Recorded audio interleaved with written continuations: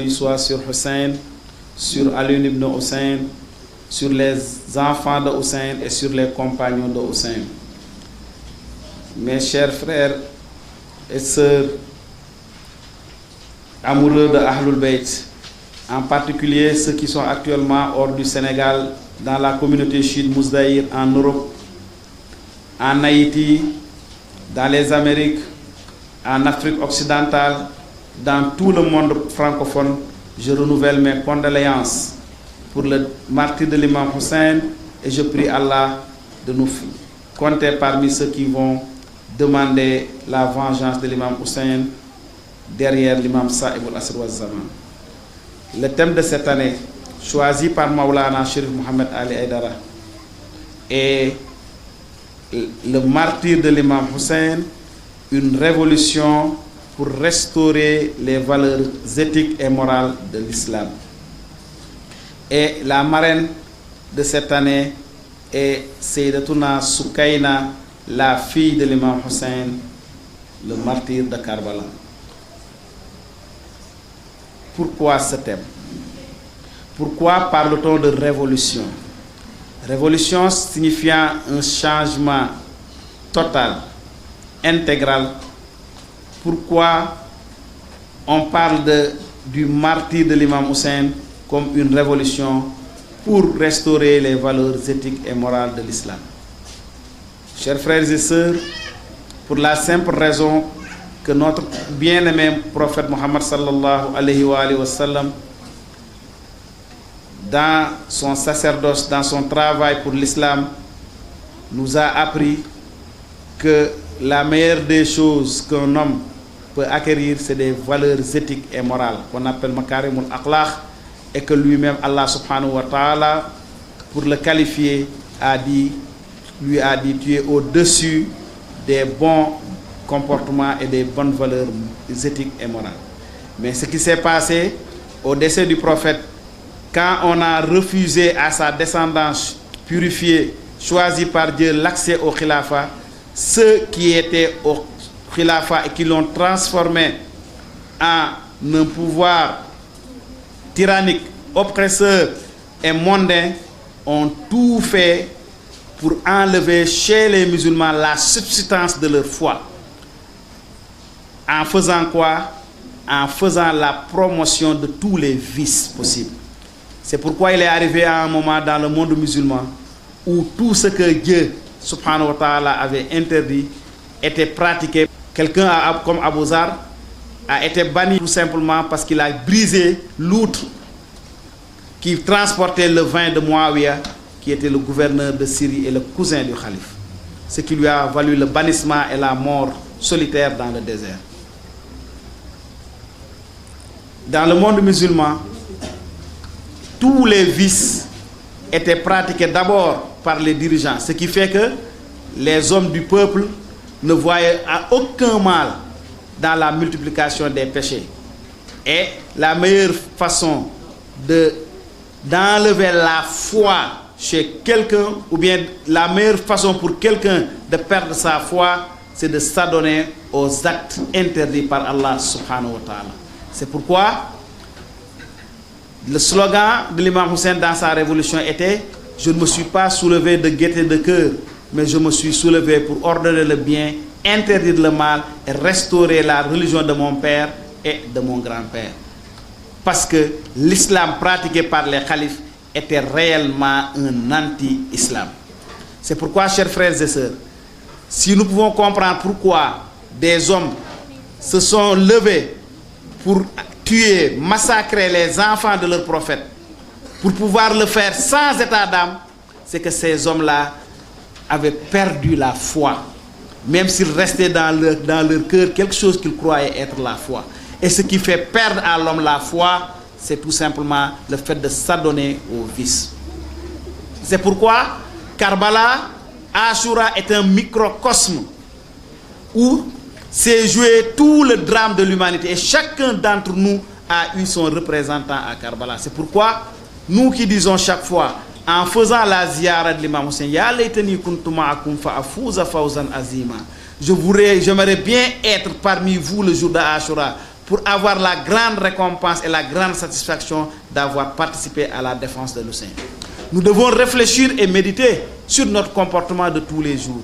Parce que tuer l'imam Hussein, c'est tout simplement faire les choses qui sont interdites par l'islam et pour lesquelles l'imam Hussein s'est soulevé pour que ces actes-là soient cessés. Donc actuellement, tout musulman, tout croyant qui s'adonne au péché, qui fait l'adultère, la fornication, ou bien qui vole, ou bien qui est un escroc, chaque fois qu'il est en train de commettre ces actes, qu'il sache qu'il est en train de tuer l'imam Hussein. Et chaque fois aussi qu'un musulman fait le bien, resserre les liens familiaux, travaille pour la promotion de l'islam, acquiert de bonnes vertus, propage le message de l'islam, il est en train aussi de donner sa vie pour l'imam Hussein alayhi salam.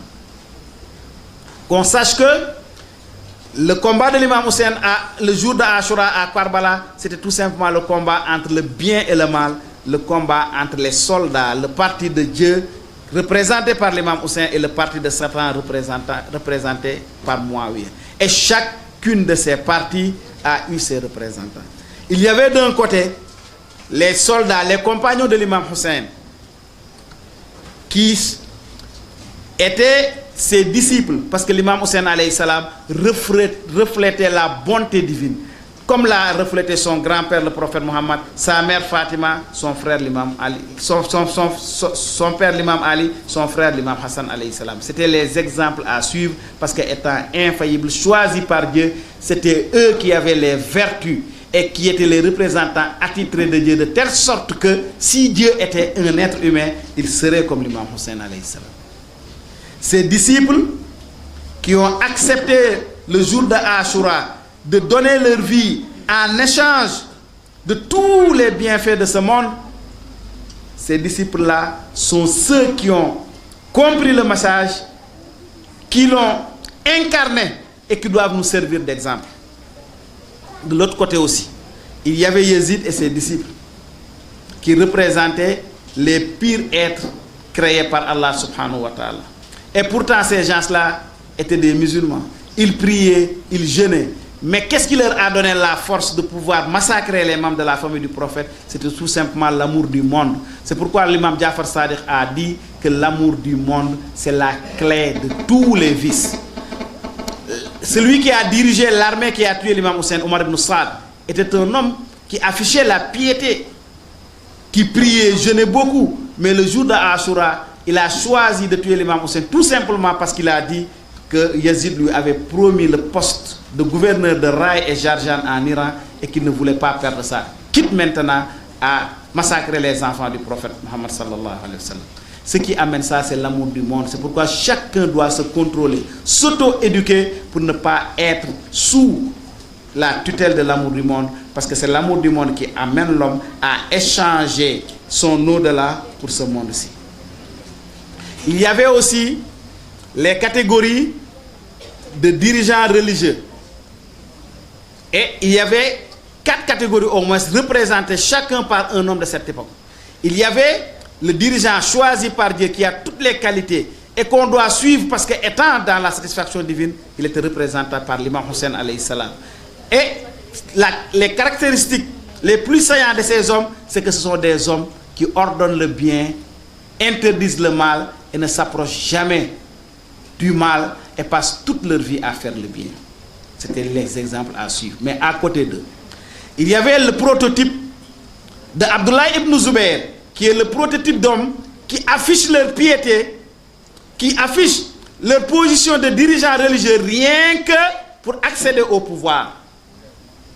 C'est pourquoi quand l'imam Hussein a lancé son appel, il a refusé de le suivre. Mais quand l'imam Hussein a quitté alayhi salam, a quitté la Mecque pour aller vers Koufa, il s'est mis à la Mecque à faire des prêches contre le gouvernement omeyyade, a demandé aux gens de se rassembler derrière lui pour débarrasser l'islam de ce fléau. Et les gens l'ont suivi, mais son seul but c'était lui d'accéder au pouvoir. Parce que si son but réel était de travailler pour l'islam, il serait avec l'imam Hussein dans ce combat-là. Ça aussi, c'est les catégories d'hommes religieux qu'on connaît actuellement. L'autre catégorie est représentée par Abdallah ibn Omar, qui était reconnu comme un savant. Et quand l'imam Hussein a lancé son appel, il lui a montré que c'est toi qui es dans la vérité. Mais je peux négocier pour que Yazid te donne tous les honneurs, te donne un salaire, te donne tout ce dont tu as besoin. Mais laisse ce mouvement-là, laisse cette révolution-là, ça ne vaut pas la peine. Tu peux vivre en paix et avoir tous les bienfaits de ce monde et être à côté de Yazid. Tu pourras prier, jeûner, tu ne seras pas gêné. Mais laisse. Et l'imam Hussein lui a répondu, comme il a répondu à tout le monde, que son but, lui, c'était d'ordonner le bien et d'interdire le mal. Et quelles que soient les actions que l'individu fait, et que ces actions soient des actions de piété visibles, si l'aboutissement, ce n'est pas d'interdire le bien, d'interdire le mal et d'ordonner le bien, tout ça n'a aucun sens en islam. C'est pourquoi, faute de pouvoir convaincre l'imam Hussein de rester, quand l'imam a décidé d'aller à Koufa, il lui a tout simplement dit de lui montrer la partie où le prophète l'embrassait. Il l'a embrassé là-bas et ça, c'était terminé pour lui. Il a continué à vivre sous le régime de Yazid en ayant tous les honneurs, tout en sachant que le souverain n'est pas dans la vérité, que c'est l'imam Hussein qui est dans la vérité. L'autre prototype, c'est le prototype d'hommes religieux qui sont à la solde des hommes politiques, des rois, des souverains, et qui leur aident à dominer leur peuple, qui les aident à endormir le peuple, parce que c'est eux qui déforment tous les enseignements de l'islam pour les mettre en faveur du calife. Le prototype, c'est Abu Huraira et ceux qui étaient comme lui, à qui Muawiyah avait donné la mission de... à qui Abu Huraira a donné la... Abu Huraira à qui Muawiyah a donné la mission de déformer les enseignements de l'islam à sa faveur. C'est ce qui explique que jusqu'à présent, il y a toutes ces écoles de pensée dans l'islam. Et le mot d'ordre que Muawiyah leur avait donné, c'est leur dire, ce que je vous demande est simple. Tout ce que les membres de la famille du prophète disent sur l'islam, sur les pratiques, sur les croyances, dites tout de suite le contraire. Donc ça, c'était le prototype d'Abu Huraira. Et le...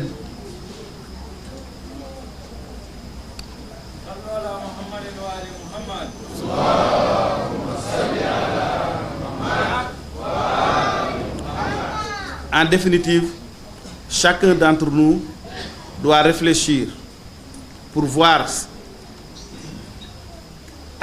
dans quel camp il est actuellement, dans quel camp il serait quand il était à Karbala, parce que Karbala et Ashura, c'est encore ici, tout ce qui s'est passé à Karbala et à Ashura continue de se passer chez nous. Et enfin, il faut penser à des gens comme Al-Hur ibn Yazid al-Riyahi, qui au début était du camp des Omeyyades. C'est le général qui a bloqué l'imam Hussein dans le désert. Nous sommes la 4e nuit du mois de Muharram. Et en ce moment-là, l'imam Hussein était coincé dans le désert. Et l'ordre qu'il avait reçu, lui, Al-Hur, c'est d'empêcher l'imam Hussein de retourner à Médine et aussi de l'empêcher d'arriver à Koufa. Mais la veille de Ashura, quand il a vu que le calife, le Yazid, était décidé à massacrer la famille du prophète, tout de suite, il a viré de 180 degrés et est venu rejoindre l'imam Hussein après avoir médité. Et dans sa méditation, il a dit que s'il parvient à tuer l'imam Hussein ou bien à participer à son meurtre, il va avoir une très grande promotion sociale, mais il va aller en enfer. Et que s'il rejoint l'imam Hussein aussi et combat à ses côtés, il va perdre la vie dans ce monde, mais il va avoir les honneurs au paradis. Il a choisi l'honneur du paradis aux honneurs mondains. Ça aussi, c'est un exemple d'homme qui a su, le moment venu, prendre la bonne décision. Comme il y a eu, parmi les compagnons de l'imam Hussein, des gens qui, au moment décisif, ont pris la mauvaise décision en l'abandonnant seul dans le désert de Karbala. Ils étaient 4000.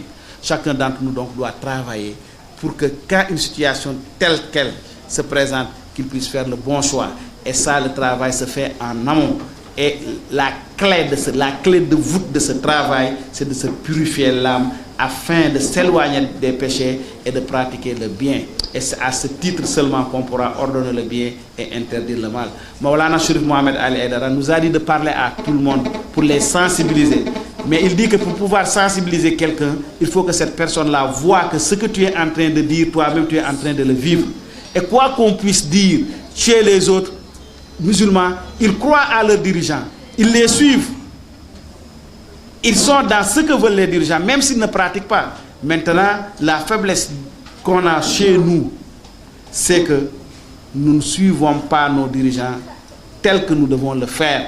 Et tant que nous ne réussissons pas à le faire, à connaître la valeur de Maulana Cherif Mohamed Ali Aidara, à suivre ses ordres et à ne pas les discuter, à ne pas le considérer comme nous-mêmes, même s'il nous tire à ça, tant qu'on n'aura pas compris ça, et compris que nous sommes tous des frères et que nous devons tous œuvrer pour cette cause qui est la cause de Ahlul Bayt, et que dans cette œuvre-là, nous devons aussi transmettre le message, comme l'a dit l'imam Jafar Sadiq, il dit que si les hommes connaissent la beauté de nos paroles, ils vont nous suivre. Mais celui qui veut transmettre la beauté des paroles des imams doit lui-même avoir la beauté de ces paroles-là dans son comportement de tous les jours.